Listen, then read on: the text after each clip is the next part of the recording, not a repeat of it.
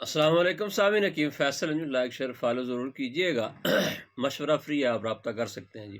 جوڑوں کا درد یہ جب بگڑ کے گینٹھی کی شکل اختیار کر لیتا ہے، ای ایس آر خون کے اندر جو بلڈ انفیکشن ہے وہ جب بڑھتا ہے تو اس وقت یہ پہلے چھوٹے جوڑوں میں درد ہوتا ہے، بعد میں پورے جسم کے اندر یہ درد پھیل جاتا ہے۔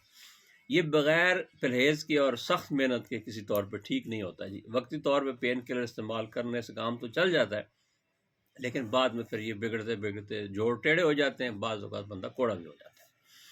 پرہیز میں سب سے زیادہ جتنی بھی بادی اشیاء ہیں، آلو مٹر گوبھی چاول وغیرہ سب بالکل بند کر دیں، قطعاً گوشت ہر قسم کا بند کر دیں، اور ساتھ جو ہے جو میں نسخہ بتا رہا ہوں یہ استعمال کریں، اور کم از کم 90 دن کریں، انشاءاللہ آپ کی ہمیشہ کے لیے جان چھوٹ جائے گی۔ آپ نے اس طرح کرنا ہے کہ ہلدی 50 گرام، ملٹھی 50 گرام، سونف 50 گرام، اجوائن 50 گرام، پودینہ 50 گرام، گندھک آملہ سار 50 گرام، اور سرنجا شیریں 50 گرام۔